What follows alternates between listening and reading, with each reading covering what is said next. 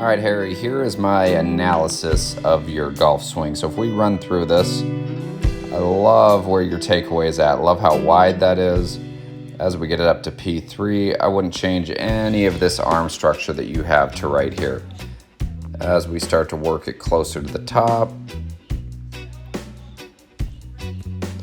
So you don't have bad arm structure. I don't mind your arm structure whatsoever. When we look up top here, to me it looks like all of our weight is kind of chilling over here on our right side. And it doesn't look like we've really finished our turn with the right shoulder. The rib cage doesn't really look like the pelvis has moved either. So as we start to work this into the downswing, this is where I think we're going to start to see some of the issues, especially having all this weight on your right side. So as we start down, okay, so there we go. So we can see the shaft is steepening out through, if not over the shoulder.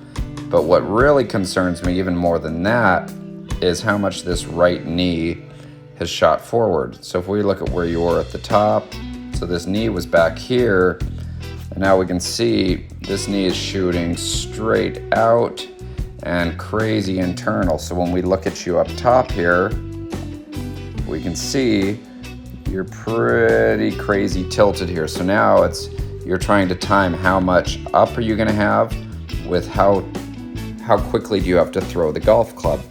So this is just strictly a golf swing that requires a lot of timing. So we can see here at impact, head's backed up, back line is way higher, pelvis is now under the core. This is just very vertical at impact and hung back. So here's what I would like to see change. So we saw your swing plane was down there at 53 degrees. That is too low. And the reason why that is too low is because we've got your butt too far behind heel line. So I'd like to scoot that up a little bit closer to there.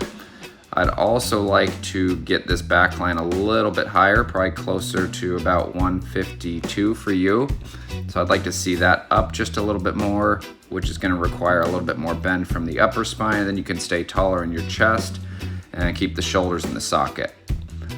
The next thing that I would say that is going to be the most important is if we take all these lines away, I want you to take an alignment stick, put it in the center of your feet, and if you have an alignment stick and you're holding it on your shoulders right here, I need you to really feel like this trail side is like you're trying to turn this side closer to the center of this line. So that's gonna be your pelvis, your rib cage, and then lastly, really, really big with your shoulder, especially on the trail side.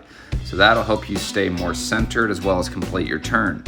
Then when we get you up here to the top, what we'll be able to start doing when we've got more pressure 50-50, what we can start to do is now we can go into a little bit of hip flexion.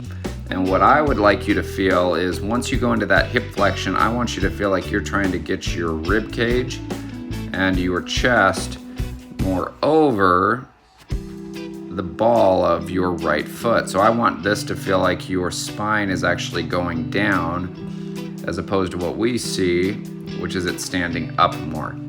So those would be the things that I would say to work on. And I would do that last row right here where you go up to the top, kind of freeze it. Do a lot of these slow, do it in front of a mirror, make sure you're recording yourself, and let me know how that goes. And if you have any questions, buddy, thanks.